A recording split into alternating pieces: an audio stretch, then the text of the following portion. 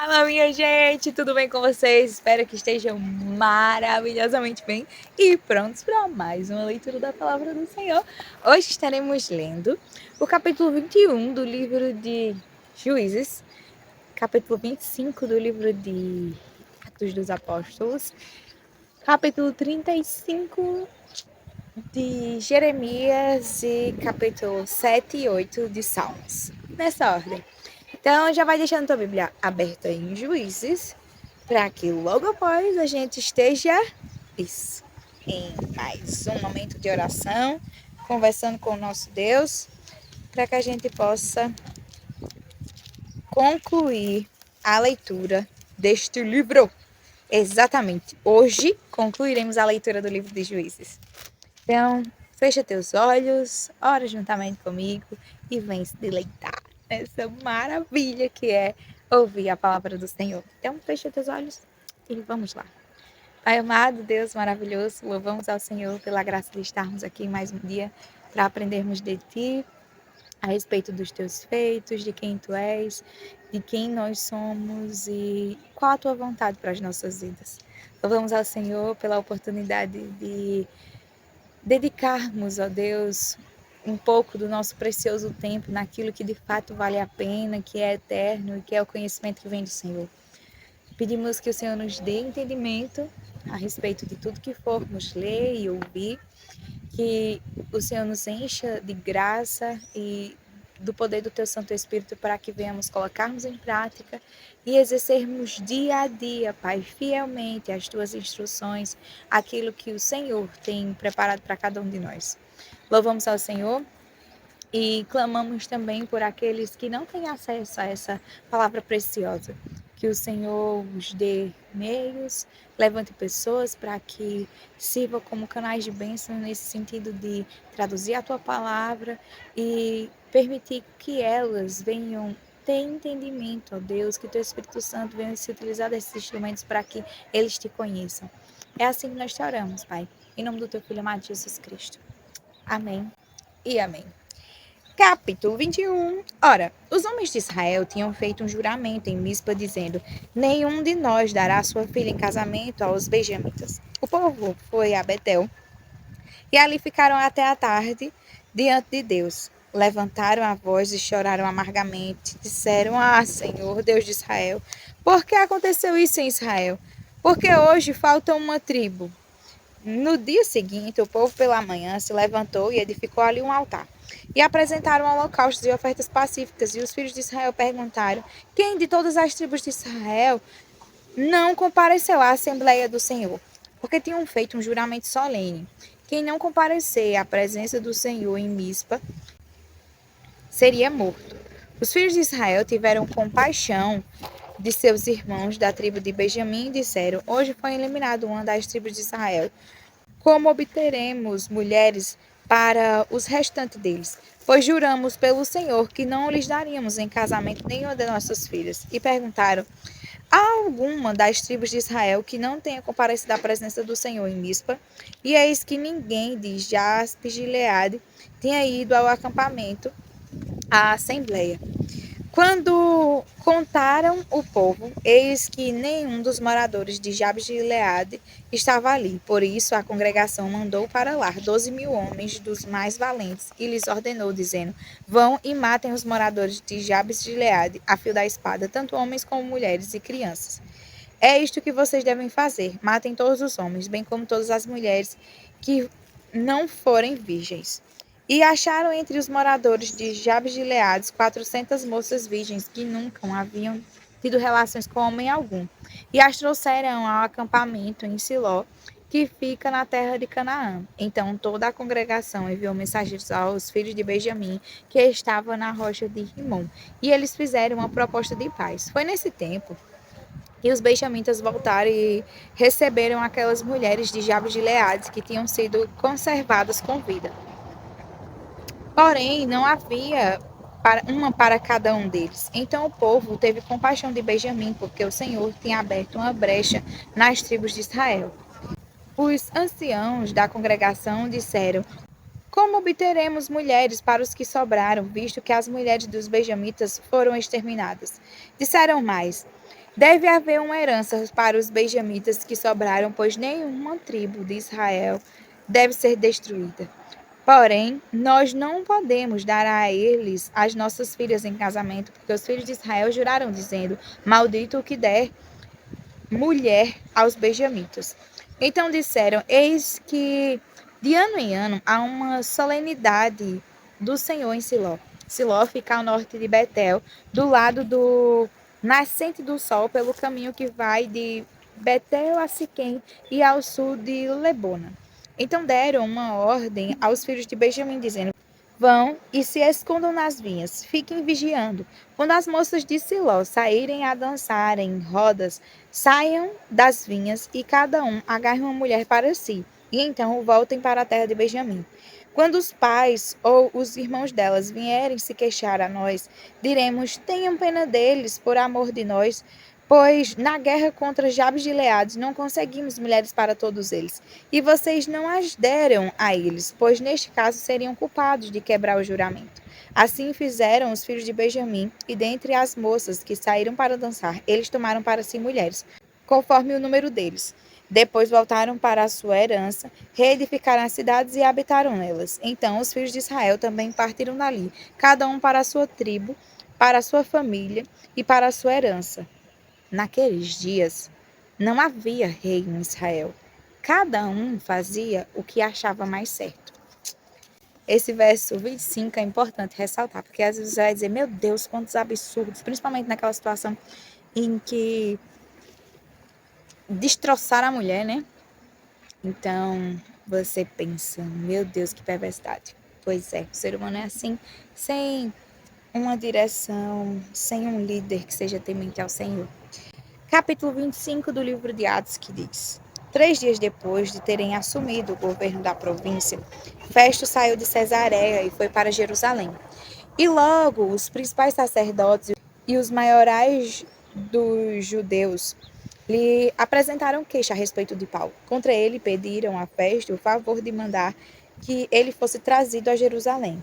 É que eles tinham armado uma emboscada para matar Paulo no caminho. Festo, porém, respondeu que Paulo continuaria preso em Cesareia e que ele mesmo, muito em breve, partiria para lá.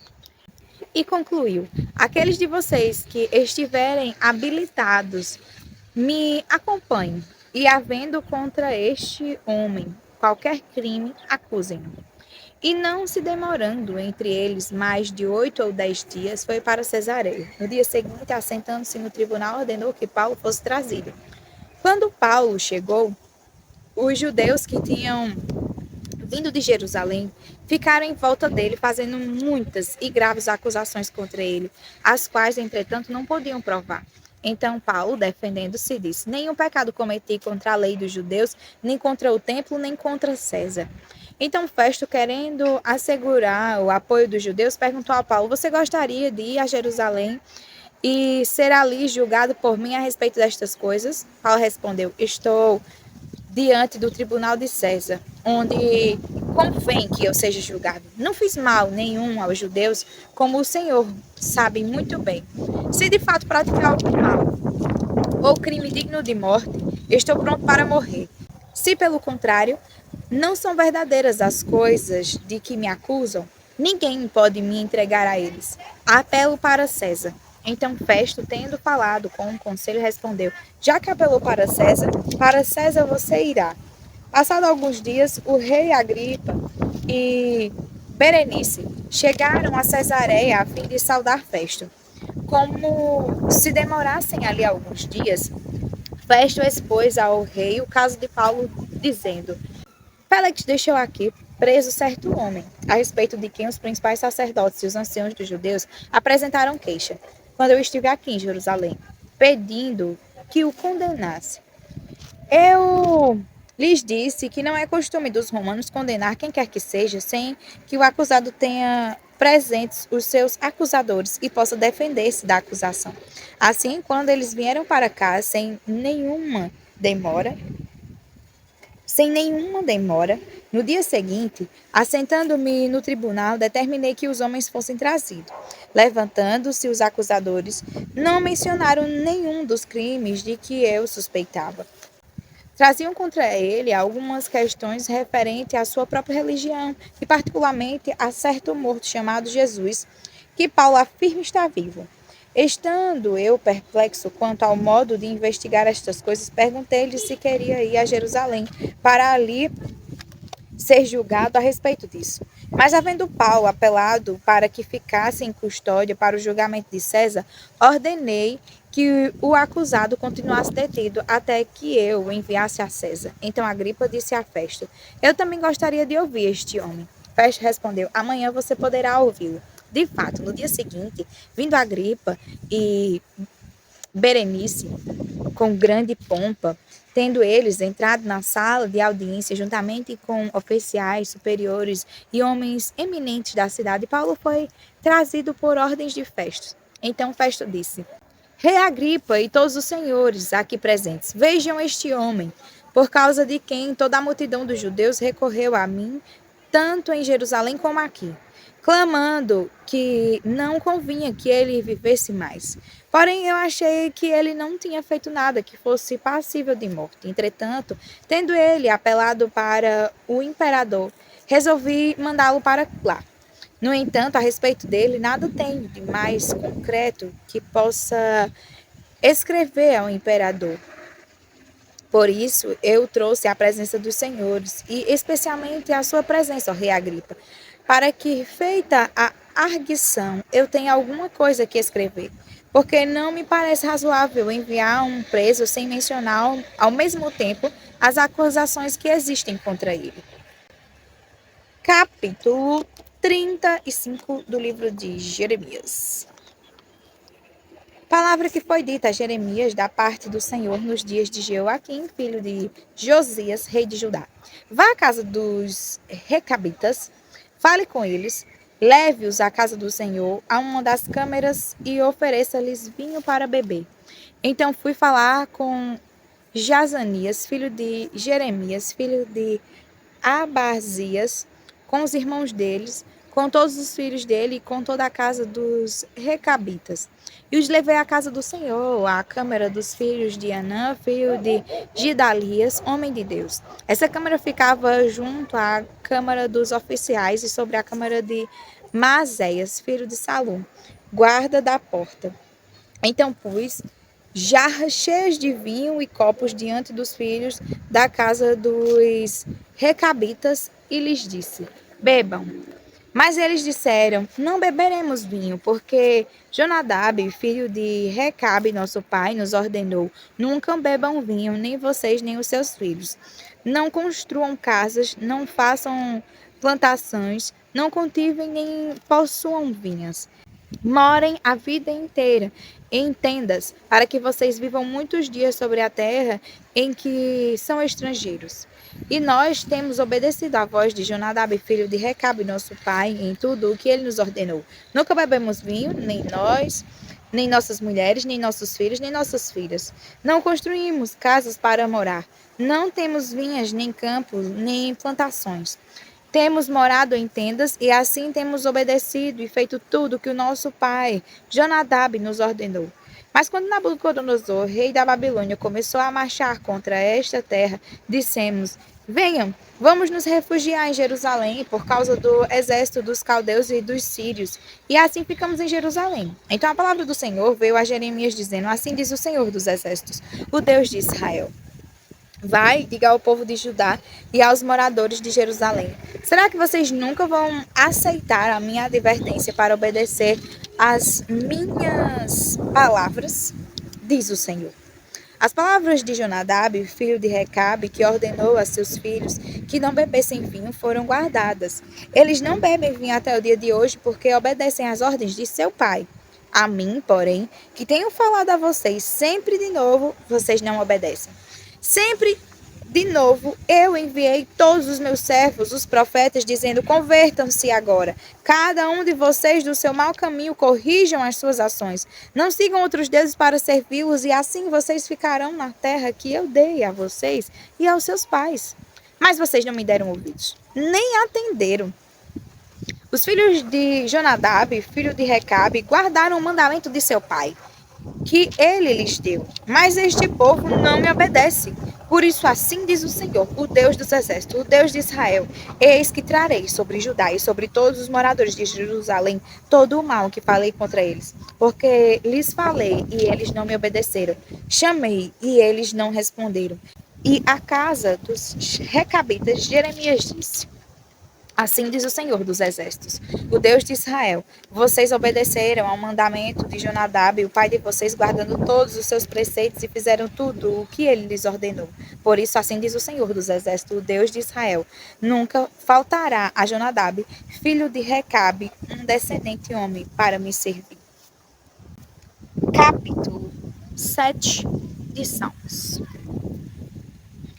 Senhor meu Deus, em ti me refugio, salva-me de todos os que me perseguem e livra-me, para que ninguém como o leão me arrebate, despedaçando-me, não havendo quem me livre. Senhor meu Deus, se eu fiz isso, de que me culpam, se cometi alguma injustiça, se paguei com o mal a quem estava em paz comigo, eu, que poupei aquele que sem razão me oprimia, então que o inimigo me persiga e me alcance. Pisoteie no chão a minha vida e reduza a pó a minha glória. Levanta-te, Senhor, na tua indignação, mostra a tua grandeza contra a fúria dos meus adversários e desperta-te em meu favor, segundo o juízo que designaste. Reúnam-se os povos ao redor de ti e das alturas domina sobre eles. O Senhor julga os povos, julga-me, Senhor, segundo a minha justiça e segundo a integridade que há em mim. Que cesse a maldade dos ímpios, fortalece o justo, pois sondas a mente e o coração, ó Deus justo. Deus é o meu escudo, ele salva os retos de coração. Deus é justo juiz.